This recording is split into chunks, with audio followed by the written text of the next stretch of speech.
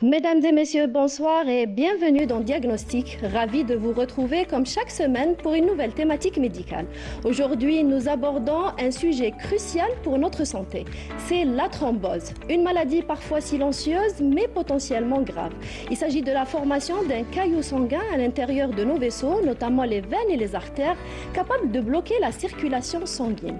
Une thrombose peut sembler anodine au début, mais elle peut provoquer des complications graves et vitales, telles qu'une embolie pulmonaire lorsqu'il s'agit de thrombose veineuse ou un infarctus du myocarde et l'AVC ischémique ou une ischémie aiguë des membres inférieurs dans les cas de thrombose artérielle.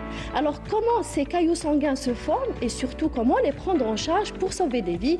Nous allons décortiquer tout ça avec nos invités que nous avons le plaisir d'accueillir. Professeur Bousselma Malika, vous êtes professeur et chef de service de médecine interne à l'hôpital Béchir Mentouri de Cuba et présidente de la Société algérienne de phlébologie. Bonsoir et bienvenue. Bonsoir, merci pour l'invitation. Merci d'avoir accepté notre invitation. C'est moi.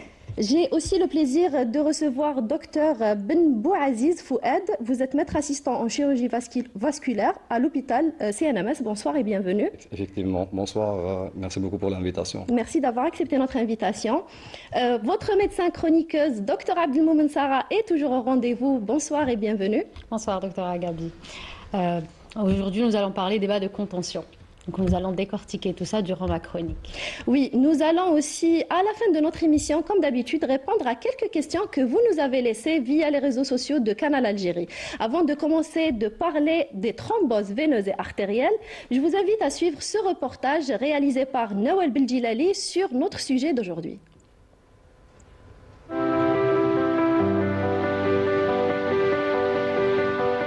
Il est là, silencieux, invisible. Il peut se nicher au creux d'une jambe, après un long voyage en avion ou se former dans l'ombre d'un lit d'hôpital. Parfois, il frappe en pleine santé. La thrombose, ce caillou sanguin qui tue plus que d'autres maladies, faisant une victime toutes les 37 secondes dans le monde.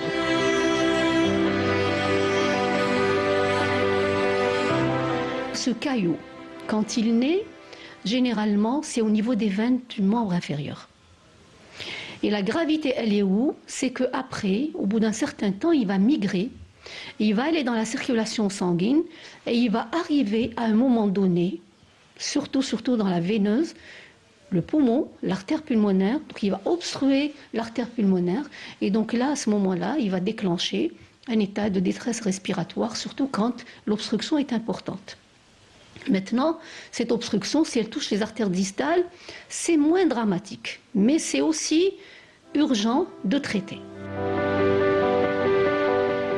Les personnes les plus vulnérables face à la thrombose sont celles qui cumulent des facteurs de risque, comme l'immobilisation, les déséquilibres hormonaux, l'âge avancé, maladies chroniques et les antécédents personnels et familiers de thrombose. كان عندي بروبليم تاع عضتني قطام بعدك لقاو لي ترومبيكس ولا بوربورا ولا تيبركلوز في العظم لانفيكسيون. La thrombose parce que كنت alitée, كنت راقدة pendant 6 mois avant de rentrer à l'hôpital. قعدوا يحوصوا بالك وراثه باسكو الولد الثاني تاعو حكماته. الدخان هو سبايبي انا. Vous êtes un grand fumeur. كنت نتكيف. Bon, ils n'ont pas trouvé exactement la cause, mais... على بالي الدخان فيها نتكيف. Le traitement repose sur les médicaments anticoagulants et la conduite à tenir impose de consulter sans délai en cas de signes évocateurs. La durée du traitement anticoagulant va dépendre de la localisation de la veine. Est-ce que c'est une veine au niveau du mollet? Est-ce qu'elle est au niveau derrière le genou, c'est-à-dire au niveau du creux poplité? Est-ce qu'elle monte un peu plus en fémoral, etc. En fonction de la localisation, la durée de la thrombose, du traitement anticoagulant, diffère. Entre la veine qui s'obstrue et l'artère qui se bouge, c'est toujours le même scénario, celui d'un équilibre biologique rompu. Si les populations vulnérables sont désormais bien identifiées, c'est pour mieux cibler la prévention, car face à ce danger silencieux mais redoutable, la véritable arme reste la vigilance. La médecine moderne a certes gagné des batailles, mais la thrombose nous rappelle que notre santé tient à un fil, celui d'une coagulation juste et maîtrisée. C'était un reportage signé Nawel Beldjilali qui s'est déplacé dans le service de médecine interne de l'hôpital de Kouba où elle nous a ramené ces images de comment ce staff médical prend en charge ces patients et cette maladie dans les bonnes conditions. Alors nous allons commencer par déjà comprendre c'est quoi la thrombose. Donc professeur Bousselma, expliquez-nous qu'est-ce qu'une thrombose et comment les cailloux de sang se forment dans notre corps. Alors, merci pour le thème déjà qui est très pertinent. Alors, la différence, elle est où? D'abord, ce qu'il faut savoir, c'est que le corps humain comporte une circulation sanguine qui va du réseau veineux, du réseau artériel et au réseau veineux. Bon, je ne vais pas empiéter sur le domaine de mon collègue qui est la chirurgie vasculaire, mais sur le plan veineux déjà, le caillou, il va se constituer comment? Comme je l'ai expliqué dans le documentaire, vous allez avoir souvent, le début, c'est le membre inférieur. Oui. Mais il faut vous dire que les veines, il y en a partout dans le corps. Cela veut dire que ce n'est pas que les veines du membre inférieur. Oui. On peut avoir ce qu'on appelle en médecine en général des thromboses insolites. On peut avoir des thromboses au niveau du réseau veineux abdominal. On peut avoir des thromboses veineuses au niveau cérébral, Oui. des thromboses veineuses du membre supérieur. Et tout cela doit attirer notre attention pour aller rechercher la cause surtout. Oui. Alors, pour la thrombose du membre inférieur, qui est la plus courante, ce qu'il faut savoir, c'est que le caillot, il va obstruer une veine du membre inférieur. Il faut imaginer le sang qui coule. Imaginez, quand vue d'avion, vous voyez l'autoroute, il y a beaucoup de voitures qui circulent. À un moment donné, on se dit, il y a de la circulation, donc il y a un bouchement quelque part. Oui. Ben, c'est le même principe. Le thrombus, quand il s'installe, il va obstruer la veine. Et donc, cela veut dire qu'en aval de l'obstruction, de l'obstacle, il va y avoir stase, œdème, réaction inflammatoire, rougeur de ce membre. Oui. Mais ce tableau n'est pas toujours aussi typique. On a eu des surprises. Parfois, vous avez des patients qui viennent vous voir, qui vous disent والله طبيبة غير حسيت برك رجلي شوية المولي يجبد ما نمشي ما فيها والو. Et en fait, quand vous faites l'examen, vous tombez sur une thrombose et parfois une thrombose extensive. Oui. Donc cela veut dire que c'est une affection qui reste très grave, mais c'est une affection dont l'expression clinique est très variable. Tout à fait. Et peut-être il ne faut pas la banaliser. Voilà. Donc par la suite, le problème qui va se poser, c'est que ce caillot, quand il se constitue, c'est très bien quand le diagnostic est fait à ce stade-là. Le patient est traité, c'est bien, mais après, il faut se dire que si jamais le patient n'est pas traité dans les temps, ce caillot peut migrer. Oui. Et il va migrer en allant, comme l'a montré la dame, la journaliste, dans le reportage, il va aller spécialement vers l'artère pulmonaire. Et tout le danger de la thrombose veineuse des membres inférieurs, c'est cette obstruction des artères pulmonaires et donc état de cœur pulmonaire aigu, donc de détresse respiratoire et de décès. Tout à fait. Alors, si l'obstruction est importante, ça va être un décès brutal. Le patient, il se lève, il tombe, il meurt. Oui. D'où l'intérêt de sensibiliser la population et les gens par rapport à la symptomatologie, la sémiologie. Il ne faut pas attendre le tableau patent. Tout à fait. Alors oui, donc la thrombose veineuse, elle commence dans les cas typiques au niveau des membres inférieurs. C'est un siège qu'elle préfère par rapport aux autres sièges qui sont inhabituels. Mais justement, donc cette thrombose veineuse, elle peut se compliquer par l'embolie pulmonaire, qui est la complication grave de cette maladie et qui peut mettre en jeu le pronostic vital. Il y a aussi les thromboses artérielles et justement, docteur Ben Bouaziz, donc lorsque justement ce phénomène il touche les artères, les conséquences sont aussi graves. Et donc, expliquez-nous, que se passe-t-il lorsqu'une artère se bouche dans notre corps? Lorsqu'une artère se bouge dans notre corps, il faut différencier deux cas de figure, que ce soit la thrombose aiguë ou la thrombose qui se fait petit à petit d'une façon chronique. Pour les thromboses aiguës, il ne faut pas attendre. Donc, la prise en charge elle doit être faite le plus rapidement possible, parce que lorsqu'une artère est bouchée, donc le flux artériel, qui est très riche en oxygène et en nutriments, est bloqué, donc il n'irrigue pas une partie du tissu ou un organe qui est irrigué par cette artère. Et à ce moment-là, il y a un dysfonctionnement d'organes, une souffrance tissulaire. Ça peut donner, selon le contexte clinique, par exemple, si une artère rénale est bouchée, on aura une insuffisance rénale. La carotide est bouchée, on aura un accident vasculaire cérébral. Et par exemple, si le myocarde est touché, on aura des artères coronaires, on aura un édème. Oui, l'infarctus du myocarde. Exactement. Donc voilà, quand une artère est bouchée, elle peut être aussi grave qu'une obstruction veineuse. Donc ça peut mettre en jeu le pronostic, que ce soit vital ou fonctionnel. Voilà. Donc quelques exemples de thrombose artérielle. On a l'ischémie aiguë des membres inférieurs, on a l'infarctus du myocarde, quand ça touche le cerveau, c'est l'AVC, les artères digestives aussi. Ça se présente par une ischémie aiguë digestive ou un angor mésentérique selon le contexte. Donc toutes les artères du corps, elles peuvent être touchées par une obstruction artérielle. Oui, il s'agit d'une urgence chirurgicale, c'est ça? Exactement, quand c'est aigu, c'est une urgence chirurgicale. Et quand c'est chronique, ça peut nous donner le temps pour faire le meilleur diagnostic et pour la prendre en charge selon la complexité des lésions par des méthodes endovasculaires ou chirurgicales. Selon les cas. Ouais.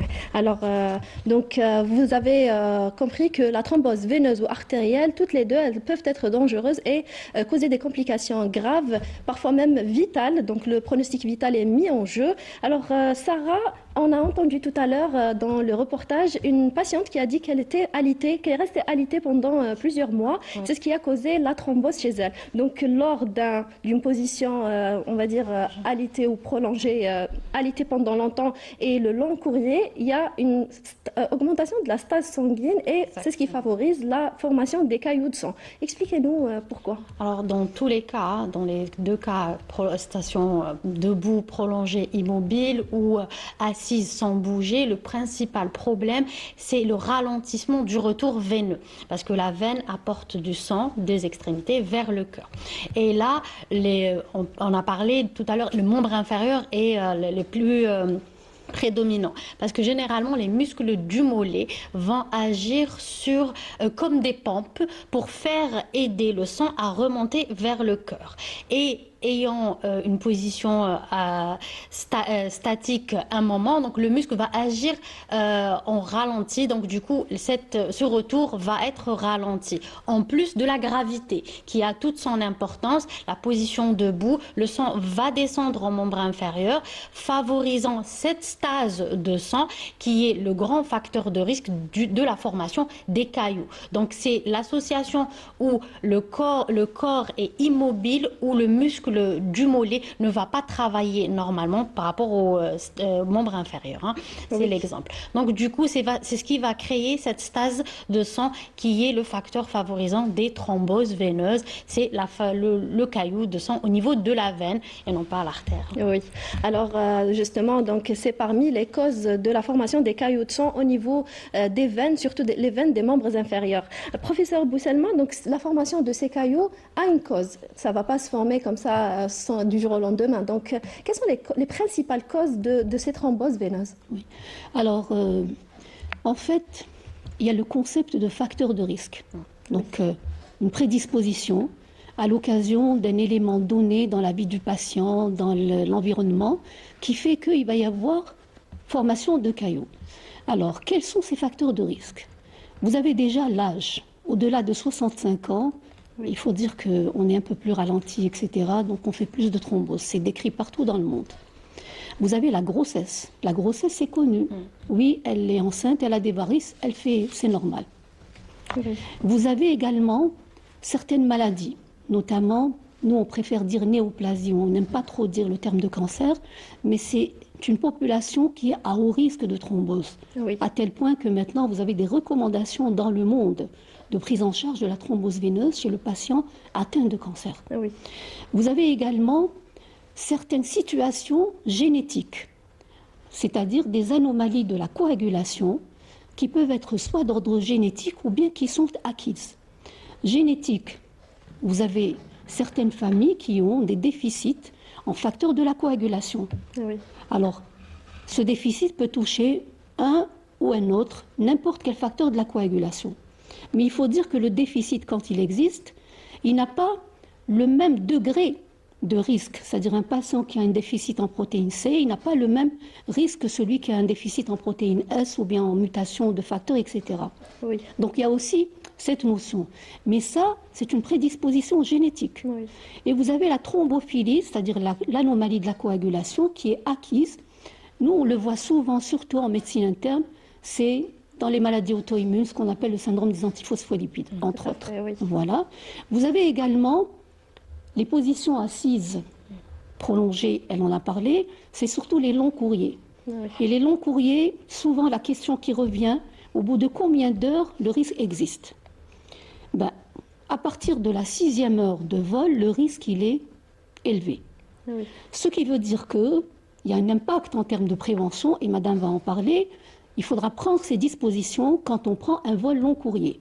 Alors surtout si nous avons une prédisposition. Il y a des gens qui savent qu'ils ont un déficit dans la famille, mais ils ne prennent pas en considération cet aspect. Oui. Voilà donc, essentiellement, vous avez certaines thérapeutiques aussi, les traitements hormonaux. Les traitements hormonaux vous donnent cette facilité à... Oui. Et puis, bon, l'alitement, vous savez, maintenant, il est admis partout à l'international que le fait d'hospitaliser un patient, nous, on leur dit aux jeunes quand on les forme, le fait de l'allonger dans un lit. Il faut penser à lui mettre une prophylaxie par une héparine à dose préventive ou bien lui mettre une compression, une contention. Tout à fait. Il faut penser aussi, partout dans le monde, le patient il rentre au bloc opératoire avec des bas de compression. Chez nous, à visée préventive, chez nous, ça se fait dans certains services, mais pas dans tous les services. Oui. Donc cette compression, je pense qu'il y a ce détail, cette culture médicale qui devrait être inculquée, non pas aux médecins simplement, mais même aux patients. Oui. Aux patients, pourquoi? Vous allez, par exemple, à Londres, les gens vous disent qu'ils travaillent dans les hôpitaux, quand le patient, dans l'ascenseur, vous avez des affiches, vous allez être hospitalisé, monsieur, donc vous êtes sujet à faire une thrombose, donc il faut demander vos bas, etc.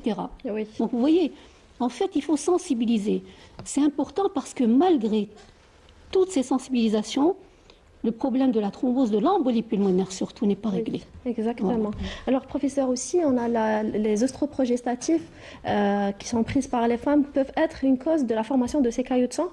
Ah oui, alors quand j'ai dit traitements hormonaux, dans le traitement hormonal, nous avons aussi, il y a l'hormonothérapie substitutive, il y a les œstroprogestatifs. Oui.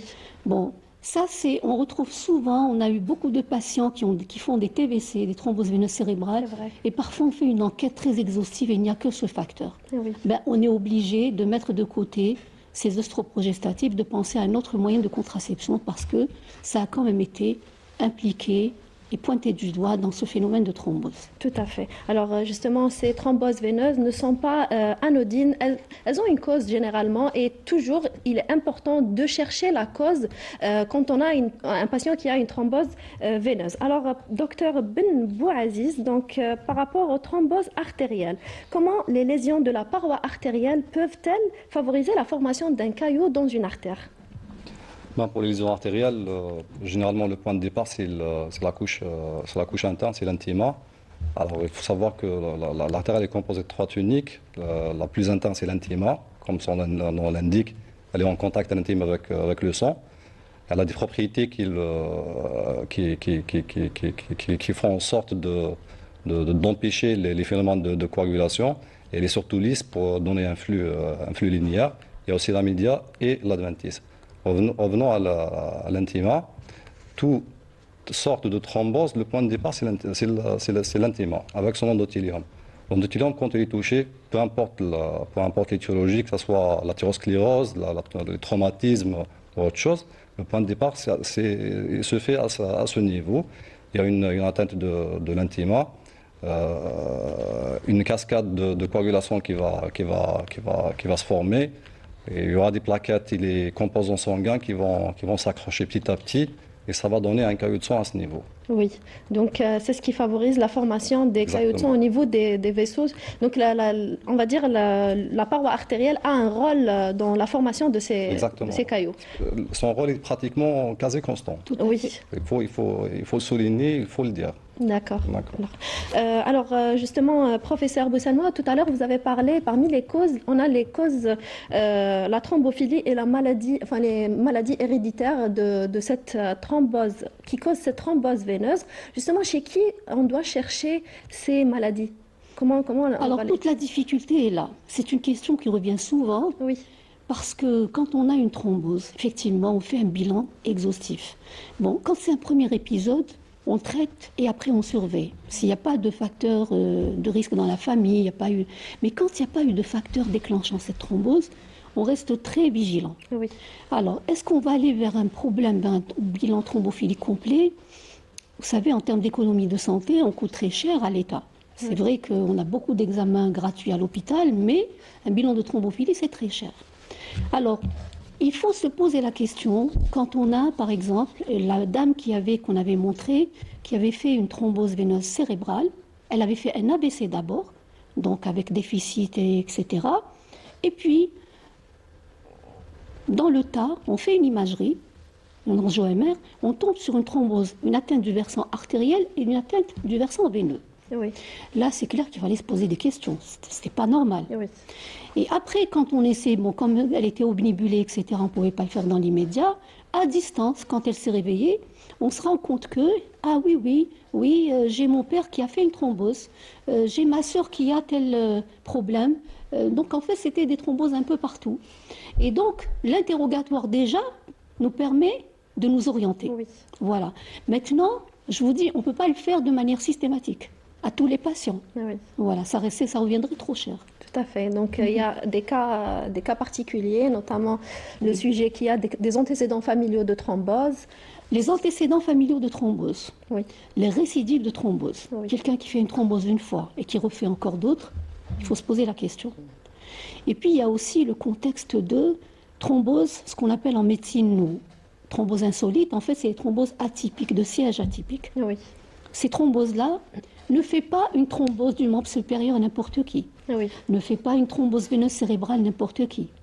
Ne fait pas une thrombose veineuse abdominale n'importe qui. Donc là, nous sommes obligés d'aller fouiner et là, souvent, on est obligé de faire le bilan thrombophilique. Oui. Pourquoi? Parce que on se situe dans un cadre d'abord pour décider de la durée du traitement anticoagulant. Est-ce que ça va être un traitement anticoagulant au long cours, parfois à vie? Voilà. Et pour également prévenir la localisation ou bien la formation de thromboses dans d'autres territoires. Exactement, oui. Voilà. Donc, la thrombophilie congénitale, c'est l'une des causes de ces thromboses veineuses et aussi artérielles. Donc, toujours, quand on a quelques critères qui nous poussent à chercher cette cause de thrombose veineuse ou artérielle. Alors, docteur Ben Bouaziz, justement, quelles sont les situations qui peuvent entraîner la formation d'un caillou dans une artère, notamment dans les artères des membres? Pour les artères de membres, il y a des facteurs de risque. Le professeur Bousselma les a déjà soulignés. Oui. Mais je reviendrai sur ça parce que comme le compartiment veineux, c'est pratiquement la même chose pour le compartiment artériel. Et pour les étiologies, dans plus de 90% des cas, c'est l'athérosclérose. Mais il y a également les traumatismes. Il y a également les pathologies qui donnent un état d'hypercoagulabilité. Il y a les traitements hormonaux, il y a aussi toutes sortes de pathologies de la paroi artérielle. Il y a les maladies inflammatoires comme le Takayasu, comme la maladie de Bisset. On n'en parle pas souvent, mais c'est présent. On les voit dans le service, dans les consultations, et c'est de plus en plus fréquent grâce aux moyens de diagnostic actuellement et pour les efforts que nos confrères font dans ce sens.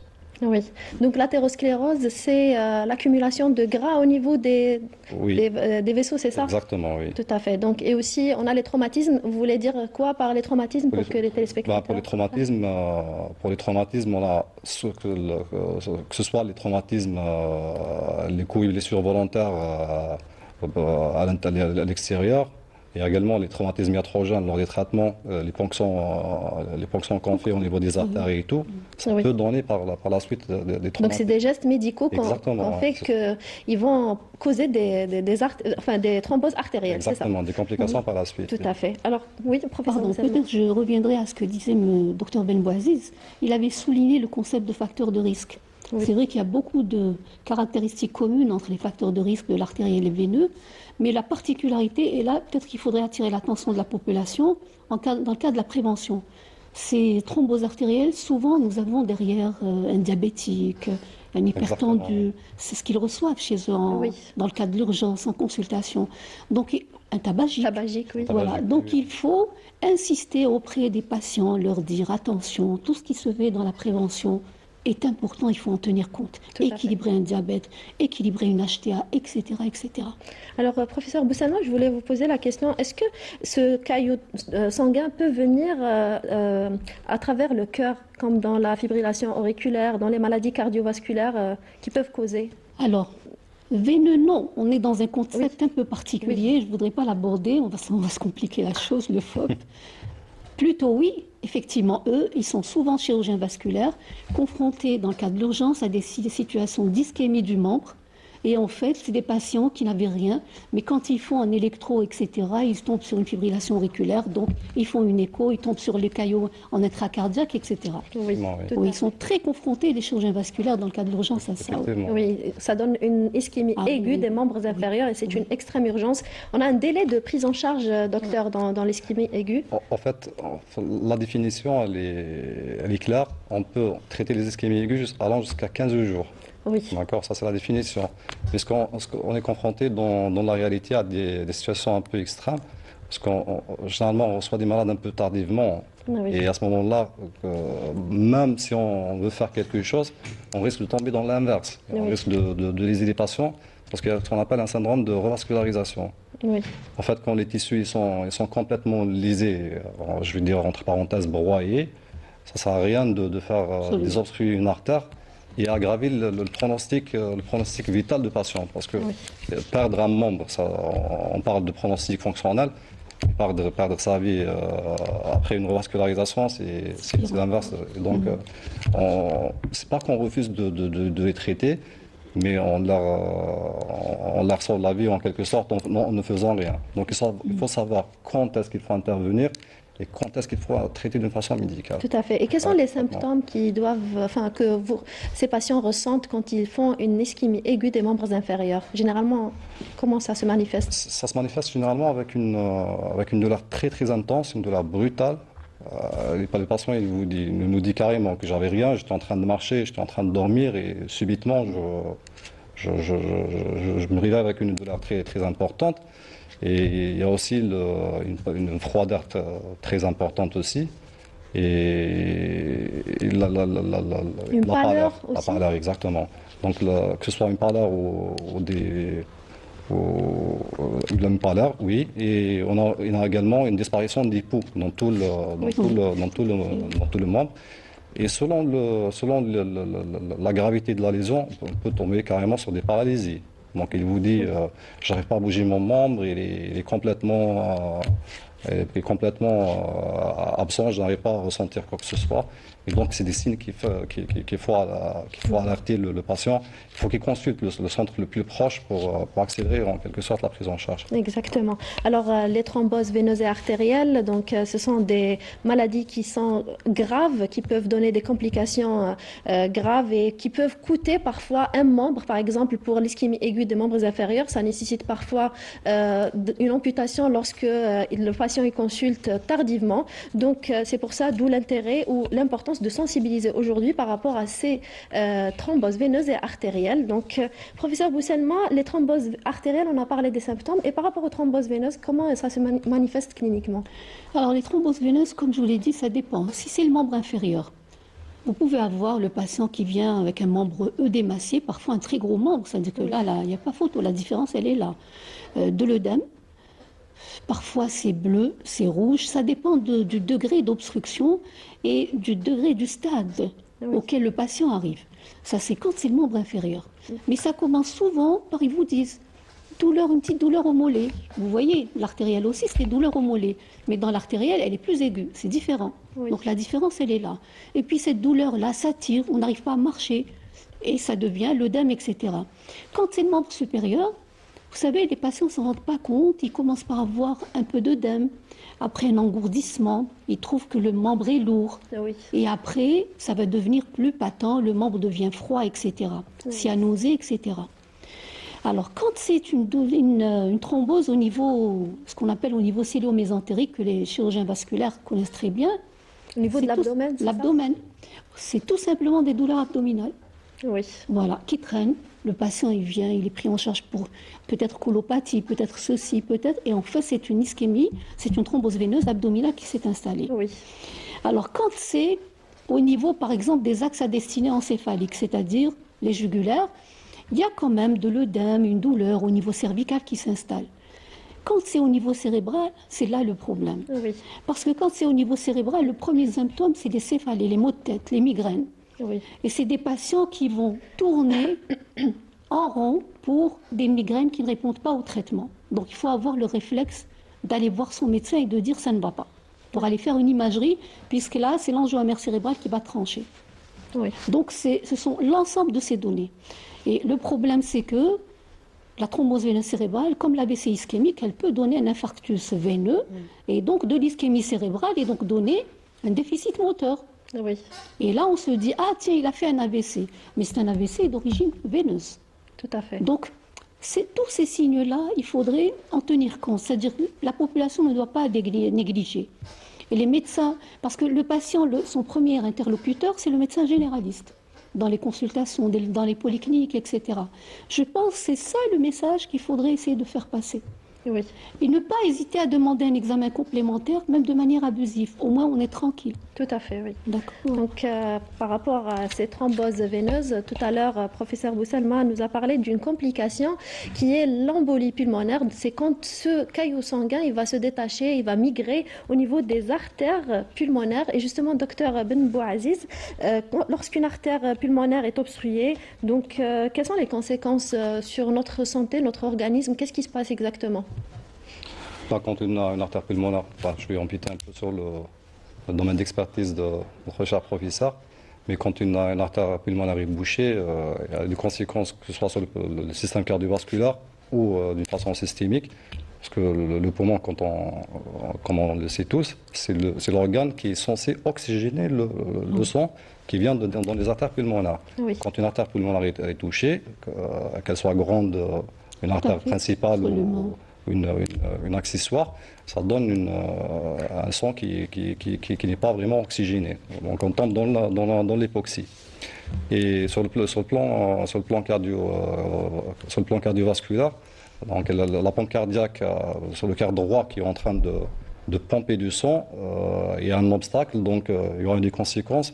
Déjà une hypertension sur l'artère pulmonaire, dans le système pulmonaire, et sur le cœur droit. Ah oui. Moi, pour les signes cliniques, généralement, on trouve des patients qui sont polypniques et avec un essoufflement, Une gêne respiratoire. tachypnie, une gêne respiratoire très importante. Et ça peut, quand une artère principale est...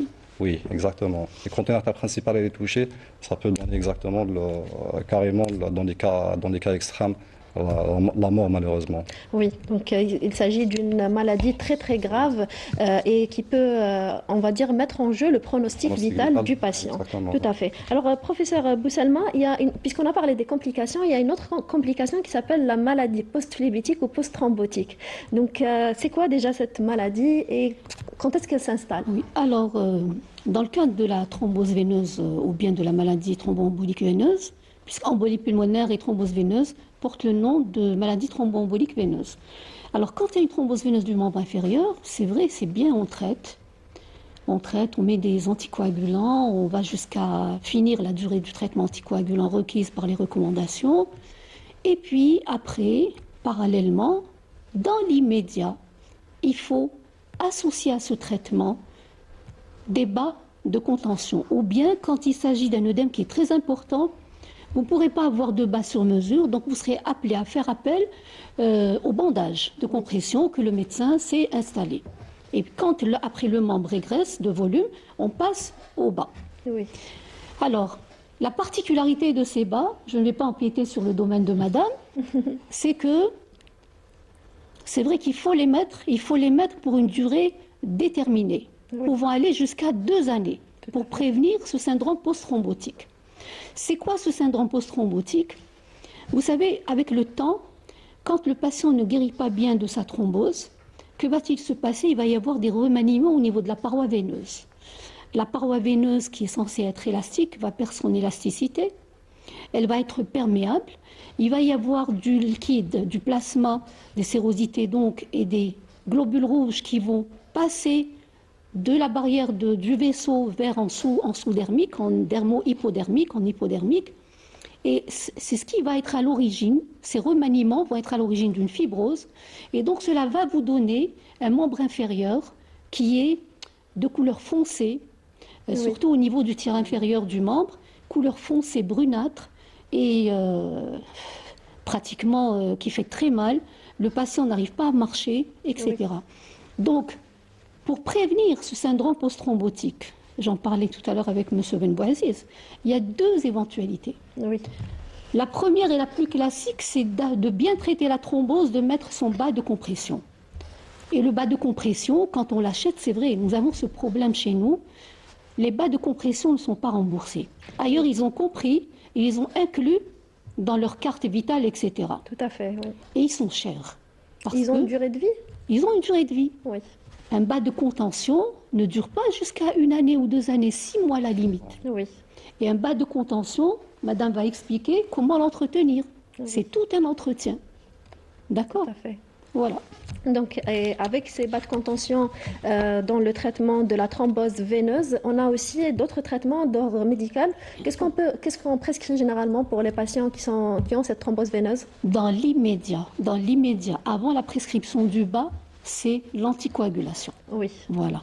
Alors l'anticoagulation, pendant longtemps, bon, c'est vrai, on avait les héparines, on les a toujours, et puis on avait les antivitamines K. Oui. Bon. On les a toujours, oui. Ils sont moins chers, même si parfois il y a des pénuries, comme vous avez dû le constater. Mais actuellement, il n'y a pas que les antivitamines K. Il y a les nouveaux anticoagulants qui gardent quand même l'avantage qu'il y a avec ces nouveaux anticoagulants, c'est que vous pouvez les prescrire, le patient ne fait pas de contrôle d'INR répété, il ne fait pas de, pas de contrôle INR, il ne fait pas attention à ce qu'il mange parce que les antivitamines K, attention, les verres, etc., régime alimentaire draconien. Donc ça a quand même un certain nombre d'avantages. Oui. Néanmoins, et c'est là où ça coince jusqu'à ce jour et on ne comprend pas, ils ne sont pas remboursés, ils sont chers. Oui. C'est vrai qu'au départ, ils étaient à un prix vraiment exorbitant. Après, les boîtes pharmaceutiques ont essayé de faire le maximum, ils ont réduit. Oui. L'arrivée des génériques a fait baisser le prix. Mais à ce jour, ça reste cher pour les malades. Oui. Quand on veut les prescrire, le générique, quand on veut le prescrire, il y en a beaucoup en ce moment. Oui. Pour le malade, alors qu'ils sont plus, on va dire, pratiques pour le patient. Pratiques, voilà. On les manie facilement. Tout à fait. Voilà. Donc, bien sûr, quand il n'y a pas de contre-indication. Oui, bien sûr. Voilà. Donc le patient, il va les prendre, il ne va pas faire le bilan de chaque 3 jours et faire le régime comme avec les antivitamines. Voilà, absolument. Tout à fait. Alors, on arrive maintenant à la chronique de Dr Abdelmoumen Sarah. C'est à vous. Peut-être que je rajouterai quelque chose, si vous permettez, dans la prise en charge justement de la thrombose. En plus de la compression, on prévient donc avec ça le syndrome post-thrombotique. Dans le traitement en aigu, il y a une possibilité. Il y a la chirurgie qui pourrait nous rendre service. Oui. Mais malheureusement, ça ne se fait pas chez nous. J'avais posé la question à M. Benbouaziz. Et il y a possibilité, quand le patient il arrive dans le cas de l'urgence, ils ont le nécessaire théoriquement, quand le kit est disponible, de retirer le gros caillot, surtout dans les thromboses proximales, et de mettre l'anticoagulant par la suite le plus normalement du monde. Et ça, il y a eu des études qui ont prouvé que avec ça, vous rajoutez la compression, le patient, il n'a pas de syndrome post-thrombotique. Et donc, il gagne totalement son membre. Tout à fait. Peut-être que un jour, on fera quelque chose qui viendra chez nous. Voilà. Espérons. Alors, puisqu'on a parlé des bas de contention, Dr Abdelmomen Sarah va vous parler dans sa chronique de justement cette partie du traitement des thromboses veineuses. Alors, thrombose veineuse, jambes lourdes, œdème, beaucoup de médecins prescrivent des bas de contention. Leur rôle, il est très simple. Exercer une pression graduée qui sera maximale au niveau de la cheville et qui va diminuer en montant vers le genou. Donc c'est ça le vrai atout de cette compression. Donc qu'est-ce qu'elle va rajouter? Diminuer le calibre des vaisseaux superficiels, minimiser la stase veineuse, qu'on a dit c'est le facteur favorisant de la fabrication des cailloux, mais aussi le retour veineux vers le cœur sera amélioré grâce à cette compression. Mais pour que cette compression soit efficace, il faut encore savoir l'utiliser et bien utiliser ces bas de contention et éviter les erreurs. L'une des erreurs les plus fréquentes, c'est d'utiliser les bas de contention juste quand on a mal. Eh bien, il faut savoir que le bas de contention n'est pas un antidouleur ponctuel. Il faut l'utiliser dès le matin avant que les jambes ne se gonflent. Parce que, et c'est ce qu'on recommande généralement, placer ces bas de contention en matinée avant que le pied se gonfle, ou bien surélever les jambes un moment, quelques minutes, pour placer les bas de contention, parce que quand la jambe est déjà gonflée, il n'est plus aussi efficace que quand on le met en matinée. Autre erreur qu'on fait, est-ce qu'on le met le soir? Généralement, avec la position allongée, le soir, le retour veineux est meilleur et la station debout n'est pas là. Donc du coup, généralement, l'indication est très très rare pour la mise des bas de contention le soir. Deuxième erreur, c'est la taille. Comme nous l'avons dit, quand votre médecin vous prescrit les bas de contention, c'est des mesures exactes. Donc si vous trouvez que c'est serré, non, c'est les bonnes mesures. Il ne faut pas mettre des bas de contention de votre sœur, d'une autre personne, c'est personnel. Votre médecin va vous les prescrire avec des mesures vraiment adéquates, parce que quand c'est grand, c'est pas efficace, et quand c'est petit, ça peut avoir l'effet inverse et avoir l'effet garrot. Troisième erreur, c'est la classe de la contention. Il faut savoir qu'ils sont classés par rapport à la pression exercée. Généralement, c'est en millimètres de mercure, et chaque cas a une classe thérapeutique. On a 4 types de classes, et plus la classe est élevée, plus la compression est importante. Donc on peut aller du préventif quand c'est des jambes lourdes, des œdèmes, donc généralement on met la première classe. Lors d'un voyage. Lors d'un voyage, le préventif quand c'est un terrain à facteur de risque et tout ça, c'est très très important, les bas de contention. Comme ça peut être une prescription pour des maladies spécifiques, comme pour la thrombose veineuse et pour prévenir les complications, le syndrome post-thrombotique. Donc du coup, c'est des indications précises. Et surtout, ce qu'on avait dit, l'élasticité, la durée de vie est importante. On n'a pas une seule paire pour toute une vie. Donc l'élasticité, c'est toute l'importance de cette thérapeutique. Donc si elle est usée par les lavages, l'usure, elle n'est plus efficace. Donc généralement, on recommande de les changer entre 3 et 6 mois. C'est très très important. Donc pour vous, nos chers téléspectateurs, vos bas de contention, ce n'est pas juste un vêtement, c'est un dispositif médical, d'accord, qui va contribuer dans la physiologie de votre circulation veineuse. Et comme tout traitement, l'efficacité dépendra de son utilisation. Donc utilisez-le de la bonne manière pour que ça soit efficace. Peut-être que je voudrais rajouter, juste si vous permettez, il faut les éviter chez le patient diabétique. Parce que bon, théoriquement, chez le patient diabétique, on devrait prendre la mesure de l'indice de pression systolique cheville-bras d'abord. S'il est correct, à la limite, on peut se permettre de mettre une classe 2. Mais sinon, attention, parce qu'il y a eu d'authentiques observations de patients chez qui nous avions prescrit, enfin, il a été prescrit, pas nous, il a été prescrit des bas de contention pour pathologie veineuse, donc c'est une classe 3 quand même, et qui après vous font une ischémie. Donc attention. Comme un effet garrot. Effet garrot, effectivement. Parce que l'artère chez le diabétique, elle est rigide. Elle est rigide. Il y a aussi un autre problème par rapport à l'entretien.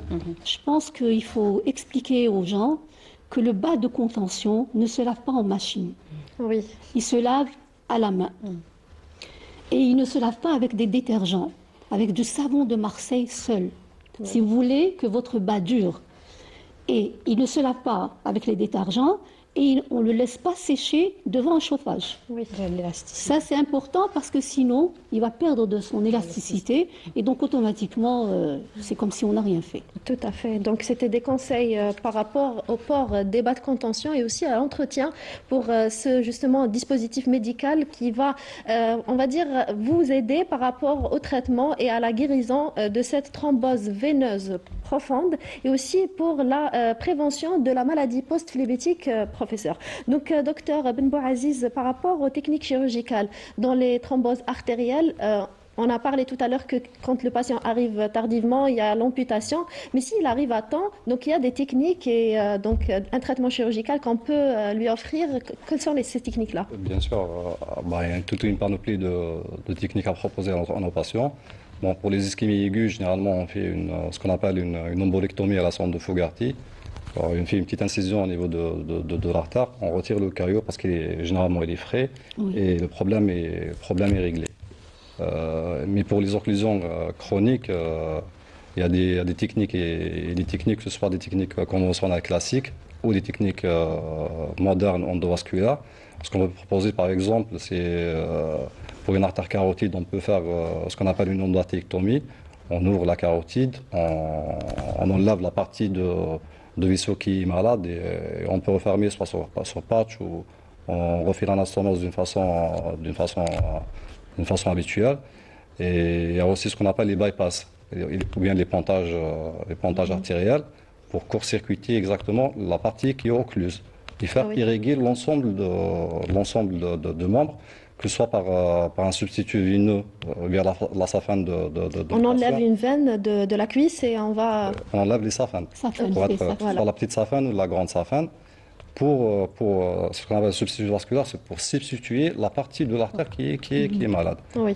Et il y a également les procédures endovasculaires modernes. Il y a toute une panoplie c'est un domaine très développé. Très développé, oui. On peut faire juste une dilatation simple au ballon. C'est des ponctions mini-invasives, c'est traitement mini-invasif. On ponctionne l'artère, on met un introducteur, ça dépend de la lésion à traiter, que ce soit les axes jambiers, surtout chez les diabétiques, Oui. les fémorales superficielles, les artères iliaques. Donc la taille de l'introducteur, elle dépend de vaisseau à traiter. Donc on ponctionne, que ce soit en hétérograde ou en rétrograde. Oui. On introduit notre matériel avec un guide, on dépasse la lésion, on dilate cette partie et après... Actuellement, il y a toute des recommandations à suivre. Oui. Soit on met un stenting, soit on met un ballon actif. Tout dépend de la lésion à traiter. C'est au cas par cas. C'est au cas par cas, exactement. Donc, c'est. Il y a pour également, sans oublier également les matériels d'athérectomie. Quand il y a des lésions qui sont assez longues, assez complexes, donc actuellement il y a des dispositifs qui sont assez sophistiqués avec carrément des fraises et on reprend carrément, on fait en sorte de forer l'artère complètement. Et ça va permettre de désobstruer l'artère. Ça rétablit la continuité artérielle. Oui. Exactement. Alors justement, donc c'est pour ça que on sensibilise aujourd'hui par rapport à justement si vous avez une douleur ou si vous avez n'importe quel symptôme, à ne pas banaliser, à ne pas négliger, parce que quand vous arrivez à temps, il y a des techniques développées actuellement pour traiter ces thromboses artérielles et ça va vous éviter les complications et surtout un problème d'invalidité par la suite, notamment cette amputation d'un membre qui peut causer un handicap dans le futur. Donc, professeur Bousselma, avant d'entamer les questions des téléspectateurs, j'aimerais bien revenir par rapport, justement, on avait remarqué qu'il y avait des patients qui avaient pris des herbes et ça a causé des thromboses, justement, artérielles. On voudrait sensibiliser aujourd'hui par rapport à la prise des herbes comme ça. Alors, oui, effectivement, c'est un problème qui devient courant. Oui. Vous savez, dans la thrombose veineuse ou bien dans la thrombose artérielle, il y a quand même des choses qui ont été impliquées, notamment incriminées, notamment le cannabis. Et c'est des choses qui sont devenues très fréquentes malheureusement dans la population. Vous avez certaines drogues et puis vous avez certaines personnes qui sont très branchées sur tout ce qui est phytothérapie. Oui. Mais malheureusement, comment dirais-je, ils ne le déclarent pas dans l'immédiat. Ce n'est qu'après. Bon, cette phytothérapie, tout comme elle peut entraîner des lésions artérielles, tout comme elle peut entraîner une insuffisance rénale. On a eu des patients qui sont arrivés en dialyse.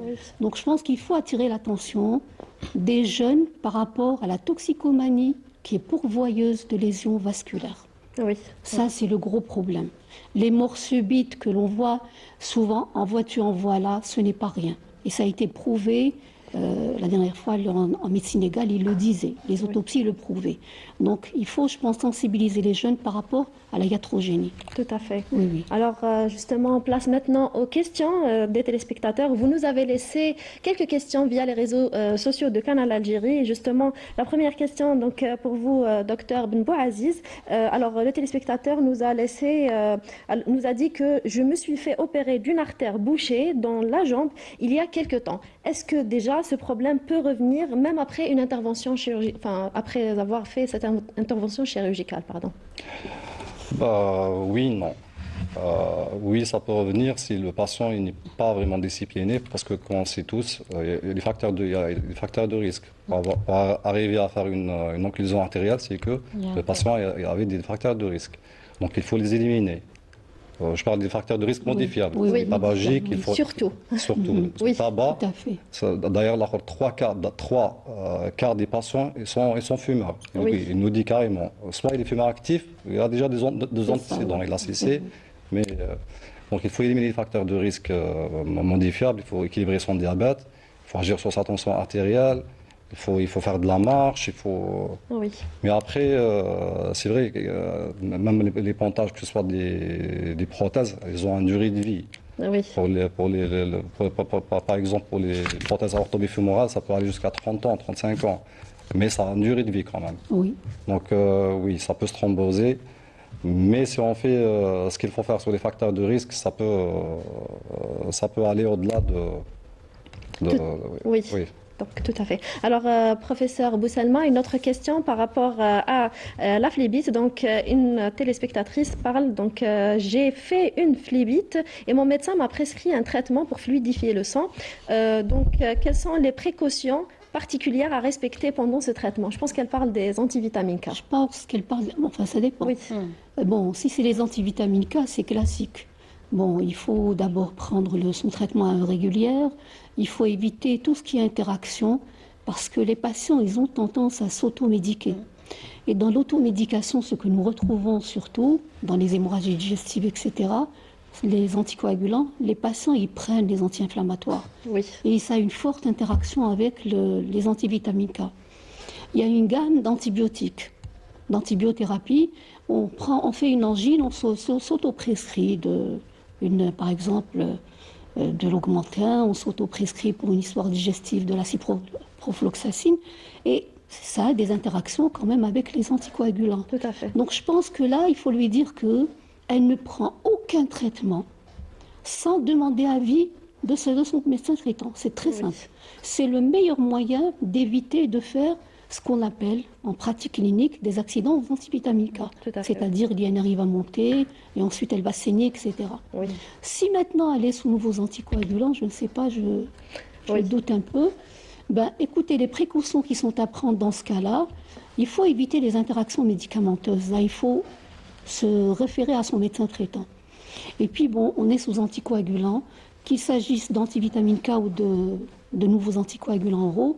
Bon, si elle fait, il faut proscrire les activités sportives intenses. Oui. Voilà, une petite activité de marche, de stretch, etc. D'accord.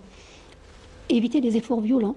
Parce que là, ça peut déclencher un hématome quelque part, ne serait-ce une déchirure musculaire. Et ça, nous le voyons. Oui. Ce sont ces précautions-là qu'il faut prendre. Et aussi les injections intramusculaires. Oui, alors pour les antivitamines K, ça, il n'y a rien à dire. On ne pas là-dessus. Pas d'injection intramusculaire. Voilà. C'est bien de le rappeler. Toujours, il faut signaler avant de toute prescription médicale que vous êtes sous antivitamine K ou vous êtes sous nouveaux anticoagulants, justement, pour éviter les interactions médicamenteuses. médicamenteuse. Normalement, vous devez avoir un petit carnet où c'est prescrit justement le traitement que vous êtes en train de prendre et les précautions à suivre pour éviter toute complication. Donc, professeur Bousselma, on arrive à la fin de notre émission. Je vous dis merci pour tous les éclaircissements que vous avez apportés. Merci pour l'invitation. Merci d'avoir accepté notre invitation. Docteur Benbouaziz, merci pour les explications que vous avez apportées. Merci à vous, merci pour tous les efforts que vous faites pour la prévention, pour nos patients, pour la population. Merci. J'espère que ça va leur servir de... Merci. Docteur Abdelmoumen Sarah. Merci, toujours un plaisir d'être parmi vous. Merci. Alors, merci à vous aussi, chers téléspectateurs, de nous avoir suivis ce soir. Donc, on arrive à la fin de notre émission.